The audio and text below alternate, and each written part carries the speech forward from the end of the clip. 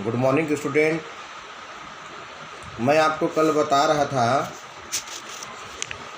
कि किस प्रकार से नियोजन के लक्षण होंगे, विशेषताएं होंगी और उनका नेचर यानी प्रकृति क्या होगा नियोजन का।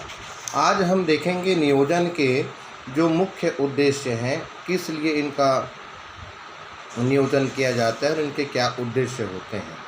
तो सबसे पहले आता है पूर्वानुमान लगाना, जिसको बोला जाता है फोरकास्टिंग। ठीक है, पूर्वानुमान लगाना नियोजन का सार तत्व है,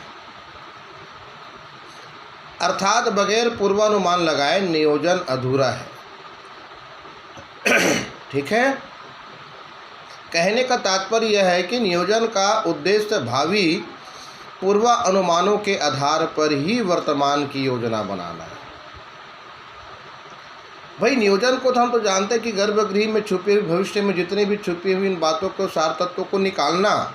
ठीक है, और पूर्वानुमान लगाए बगैर कोई भी कार्य संपूर्ण नहीं हो सकता।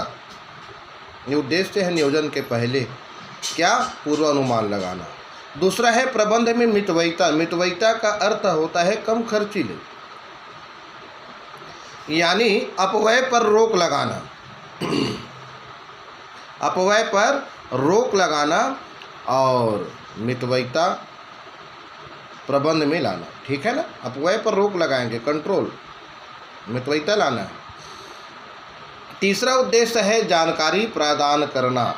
ठीक है, तो जानकारी प्रदान करना नियोजन के माध्यम से संस्था के भीतर तथा बाहरी व्यक्तियों को उनके लक्ष्यों तथा उन्हें प्राप्त करने की जानकारी दी जाती है। नियोजन के अंतर्गत चाहे वो संस्था के भीतर में काम करने वाले कर्मचारी हो या फिर बाहर काम करने वाले कर्मचारी हों, तो ऐसी स्थिति में आंतरिक और बाह्य कर्मचारी दोनों को ही अवगत कराना। किसके प्रति? उद्देश्य के प्रति, लक्ष्य के प्रति। उसके बाद है निर्देशन व संचरण में सुविधा होती है। और चौथा है कार्यों में एकता लाना, कार्यों में एकता को लाना, यानी नियोजन का उद्देश्य संस्था की विभिन्न क्रियाओं में एकता पैदा करना। ठीक है, और छठवां है विशिष्ट मार्गदर्शन प्रदान करना। नियोजन कार्य विशेष निष्पादन के लिए आवश्यक भावी रूपरेखा बनाकर उसे एक विशिष्ट दिशा प्रदान करता है। भविष्य में क्या करना है, कैसे करना है, कब करना है, इन सब चीज़ का रूपरेखा तैयार किया जाता है और उसी के आधार पर ही विशिष्ट मार्गदर्शन प्राप्त होती है। और विशिष्ट मार्गदर्शन के साथ ही हम क्या करते हैं, अपने कार्य को परिणित करते हैं। ये तो रहा उद्देश्य, और उद्देश्य के साथ साथ मैं आपको आज बताऊंगा नियोजन का महत्व या लाभ, उसी को बोला जाता है आवश्यकता। ठीक है, देखिएगा नियोजन जो है एक ऐसा कार्य है जो संस्था के सदस्यों को लक्ष्यों, उद्देश्यों, निर्देशों से परिचित कराता है, प्रभावी मार्गदर्शन करता है एवं मार्ग में आने वाली जितनी भी बाधाएं हैं, कठिनाइयां हैं, खतरा है, उन पर विजय प्राप्त करने में सहायक होता है। Ernest CR. मिलर ने ठीक ही कहा है कि बिना नियोजन के कोई भी कार्य निष्प्रयोजन क्रिया होगी। हम कोई भी कार्य को कर रहे हैं और उसमें नियोजन नहीं है तो समझ लीजिए वो कार्य क्या है, नियोजन नहीं, निष्प्रयोजन क्रिया होगी, जिससे अव्यवस्था के अलावा कुछ भी प्राप्त नहीं होगा। तो देखते हैं नियोजन में सबसे पहले क्या महत्व है। तो नियोजन का महत्व सबसे पहले आता है व्यावसायिक संस्था के उद्देश्यों पर ध्यान केंद्रित करने की दृष्टि से। देखिएगा कोई भी वित्तीय वर्ष हो, तो कोई भी संस्था हो, उपक्रम हो, फर्म हो, तो ऐसी दशा में क्या होती है, उसका एक निश्चित क्या होता है, लक्ष्य होता है, निश्चित उद्देश्य होते हैं। तो व्यावसायिक संस्था के लक्ष्य की ओर सभी प्रबंधकों का ध्यान केंद्रित करने के लिए नियोजन महत्वपूर्ण भूमिका अदा करता है, ताकि संस्था का प्रत्येक विभाग, संस्था प्रमुख, विभाग प्रमुख अधिकारी एवं कर्मचारी लक्ष्यों के प्रति सचेत एवं सतर्क बने रहे। मैंने आपको कई एग्जाम्पल दिए हैं नियोजन के बारे में।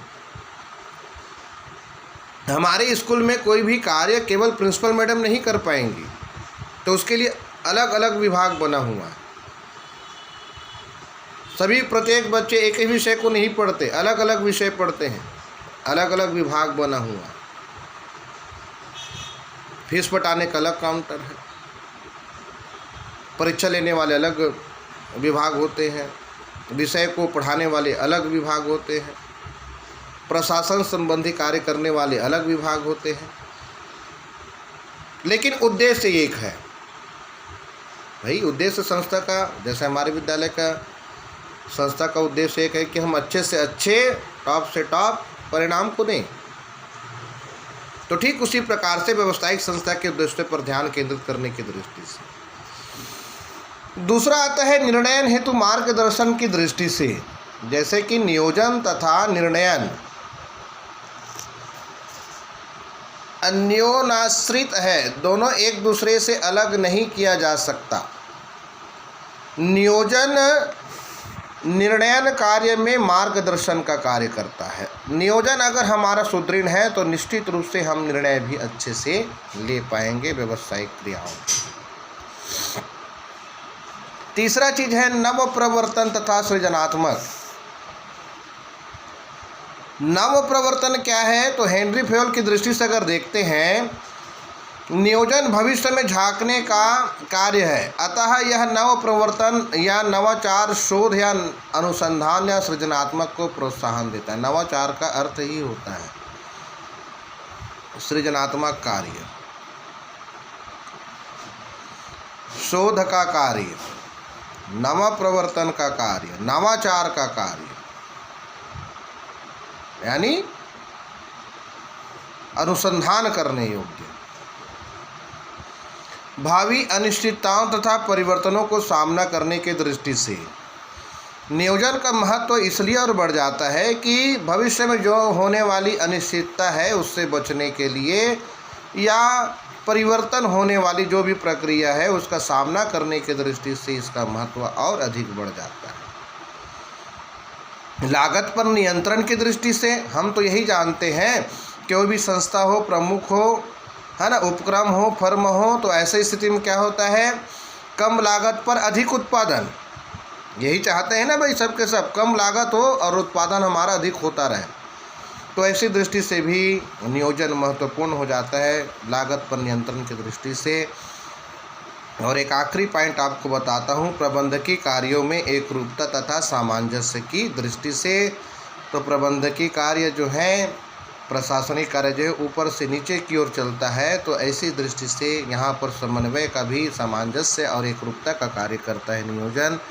और संगठन को प्रभावी बनाने की दृष्टि से भी नियोजन आवश्यक है। तो इस प्रकार से मैंने आपको बताया कि नियोजन के उद्देश्य और नियोजन के लाभ, आवश्यकता या महत्व।